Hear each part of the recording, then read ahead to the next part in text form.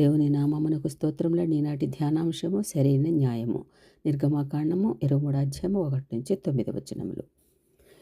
ఈ వాక్య భాగంలో న్యాయము జరిగించు విషయంలో సరియైన రీతిగా వ్యవహరించవలనని హెచ్చరింపబడుచున్నది.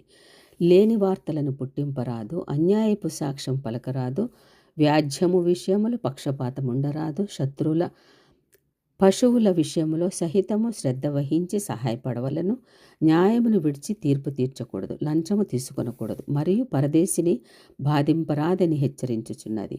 దేవుని చట్టము మానవునికి అన్ని విధములుగా న్యాయము జరిగించినట్లు రూపొందించబడినదని మనము ఈ యొక్క వాక్య భాగంలో నుంచి మనము గమనించవలసి ఉన్నది.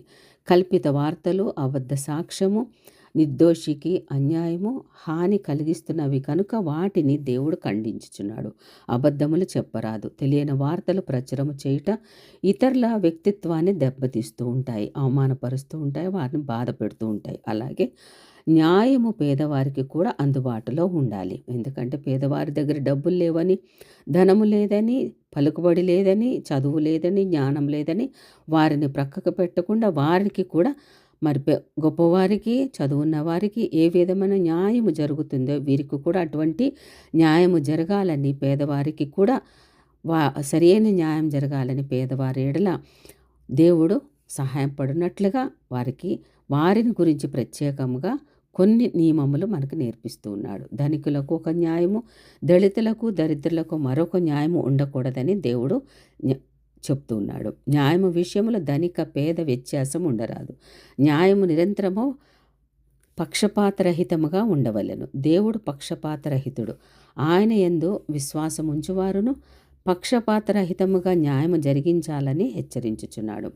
శత్రువులకు కీడు చేయడమే న్యాయముగా భావించే రోజులలో వారి విషయంలో దయా కనపరచడము దేవుని దయాగుణమును సూచించుచున్నది.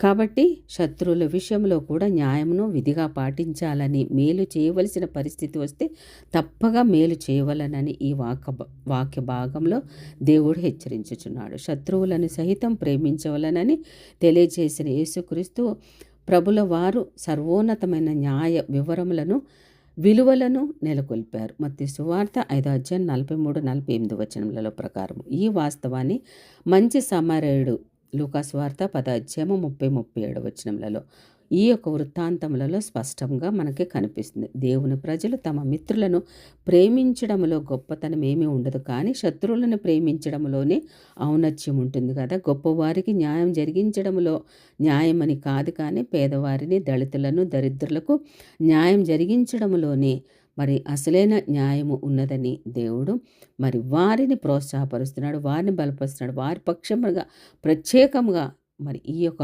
నిర్గమకాండము 23 అధ్యాయము 1-9 వచనములో రాసినట్లుగా మనమందరము కూడా మరి పేదవారికే కానీ, దళితులకే కానీ, దరిద్రులకే కానీ వారికి సహాయపడినట్లుగా వారి విషయంలో న్యాయం జరగాలని మనం ప్రార్థన చేస్తాం. అందరికీ ఒకటే న్యాయం జరగాలి, అందరికీ కూడా అన్ని విలువలు కూడా కలగజేయాలని మనం ప్రార్థన చేద్దాము. ఆమేన్.